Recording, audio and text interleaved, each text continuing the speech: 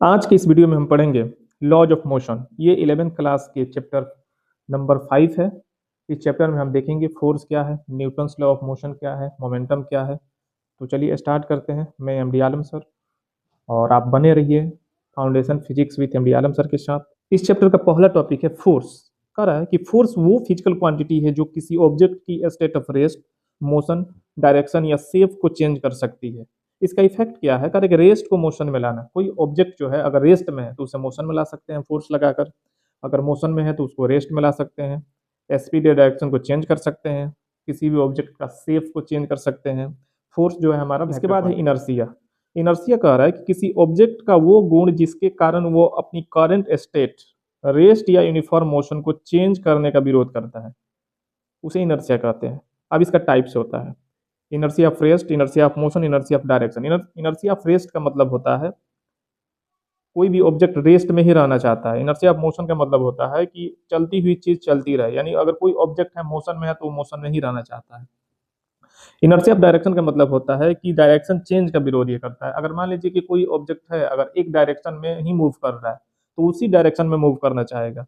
Important point हमारा ये है इस चैप्टर का कि मास अगर ज्यादा होगा तो उस ऑब्जेक्ट का इनर्शिया भी ज्यादा होता है। इसके बाद का जो टॉपिक है हमारा Newton's first law of motion है। इसका मतलब हो गया कह रहा है कि कोई ऑब्जेक्ट रेस्ट में या यूनिफॉर्म स्ट्रेट लाइन मोशन में तब तक रहेगा जब तक उस पर कोई एक्सटर्नल अनबैलेंस्ड फोर्स ना लग जाए। अगर कोई ऑब्जेक्ट है, अगर मोशन में है तो वो मोशन में ही रहना चाहेगा, रेस्ट में है तो रेस्ट में ही रहना चाहेगा। और इस लॉ को हम लॉ ऑफ इनर्शिया भी बोलेंगे, ठीक है ना। और इसका एग्जांपल ये है, हम कह सकते हैं कि अगर बस अचानक रुकता है तो पैसेंजर जो है वो आगे की तरफ झुकता है, ठीक है ना, क्योंकि जो पैसेंजर है बस के मूवमेंट के साथ वो भी मोशन में ही रहना चाहता है। इसलिए अचानक बस जब रुकता है तब जो उसमें का यात्री होता है वो आगे की तरफ झुक जाता है। इसके बाद है हमारा मोमेंटम। कह रहा है कि मोमेंटम किसी ऑब्जेक्ट के मास और वेलोसिटी का प्रोडक्ट होता है, और इसे वेक्टर p से डिनोट करेंगे क्योंकि मोमेंटम जो है हमारा वेक्टर क्वांटिटी है और इसका फॉर्मूला होता है p इक्वल टू एम भी। m आपका मास ऑफ ऑब्जेक्ट है और v वेलोसिटी है। मोमेंटम जो है, मोमेंटम हमारा वेक्टर क्वांटिटी होता है। इसका नाम है Newton second law of motion. इसका स्टेटमेंट ये कहता है कि मोमेंटम के चेंज की रेट लगाए गए फोर्स के प्रोपोर्शनल होती है और फोर्स की डायरेक्शन में ही होती है, ठीक है ना।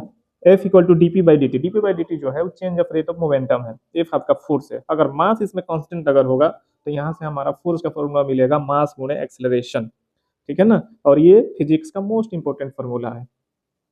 इसके बाद हमारा है इंपोर्टेंट रिजल्ट्स में देखेंगे, अगर फोर्स ज्यादा होगा तो वहाँ एक्सेलरेशन भी ज्यादा लगेगा, अगर मास ज्यादा होगा तो वहाँ पे एक्सेलरेशन कम लगेगा, ठीक है ना। इसके बाद हमारा टॉपिक है इम्पल्स। कह रहा है कि फोर्स और टाइम के प्रोडक्ट को इम्पल्स कहते हैं।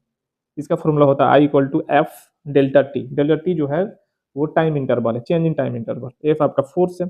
इम्पल्स को हम कह सकते हैं चेंज इन मोमेंटम के इक्वल होता है ये। एग्जांपल जो है हमारा कह रहा है कैच करते वक्त हाथ पीछे ले जाना और क्रिकेट में सॉफ्ट कैच को पकड़ना। इसके बाद हमारा है Newton's third law of motion. इसका स्टेटमेंट ये है कि हर एक्शन के लिए बराबर और विपरीत डायरेक्शन में रिएक्शन होता है, F one two equal to minus F two one. इसका इंपॉर्टेंट पॉइंट ये है कि एक्शन और रिएक्शन अलग अलग बॉडीज पर लगता है। हाँ, इस फोर्स में जो एक्शन रिएक्शन काम करता है डिफरेंट बॉडीज पे काम करता है, कभी कैंसिल नहीं होता। ये जो फोर्स होता है वो कभी कैंसिल नहीं होता है। एग्जाम्पल है चलना हो गया, गन रिकॉयल हो गया, यानी गन जब चलाएंगे तब पीछे की तरफ जो झटका देता है, रॉकेट प्रोपल्शन हो गया। इसके बाद है हमारा कंजर्वेशन ऑफ मोमेंटम। इसका स्टेटमेंट ये है कि अगर सिस्टम पर कोई एक्सटर्नल फोर्स ना हो तो टोटल मोमेंटम कांस्टेंट होता है, यानी m one e one plus m two u two equal to m one v one plus m two v two. अब है हमारा फ्रिक्शन। करेंगे दो सरफेसेस के बीच लगने वाला वो फोर्स जो रिलेटिव मोशन का विरोध करे उसे फ्रिक्शन कहते हैं, ठीक है ना। अब इसका टाइप्स होता है एस्थेटिक फ्रिक्शन, मोशन स्टार्ट होने से पहले, ठीक है ना। एस्थेटिक फ्रिक्शन जो है कह रहा है कि मोशन स्टार्ट होने से पहले और इसका जो मैक्सिमम वैल्यू होता है म्यूएस एन होता है। म्यूएस जो है वो आपका कोफिशिएंट ऑफ एस्थेटिक फ्रिक्शन है। उसके बाद है काइनेटिक फ्रिक्शन, ये मोशन के दौरान लगता है। काइनेटिक फ्रिक्शन जो होता है वो मोशन के दौरान लगता है। इसका फॉर्मूला है म्यू के एन। म्यू के जो है वो कोफिशिएंट है काइनेटिक फ्रिक्शन का। इसके बाद है रोलिंग फ्रिक्शन, सबसे कम होता है ये। अब इसका जो ऑर्डर होता है सबसे ज्यादा कौन सा होता है फ्रिक्शन? एस्थेटिक, उसके बाद काइनेटिक, उसके बाद रोलिंग फ्रिक्शन होता है। उसके बाद है लॉज ऑफ फ्रिक्शन। तर फ्रिक्शन सरफेस की नेचर पर डिपेंड करता है। फ्रिक्शन जो होता है वो सरफेस की नेचर पर डिपेंड करता है, एरिया ऑफ कांटेक्ट पर डिपेंड नहीं करता है, नॉर्मल रिएक्शन के प्रोपोर्शनल होता है। उसके बाद हमारा है टॉपिक फ्री बॉडी डायग्राम।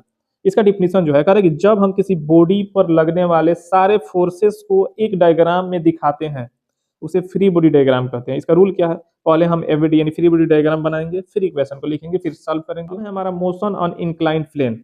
अब इसका जो फोर्सेस है करके वेट जो है mg होता है, normal reaction n equal to mg cos theta होगा, और पैरेलल जो कंपोनेंट होता है mg sin थीटा होता है।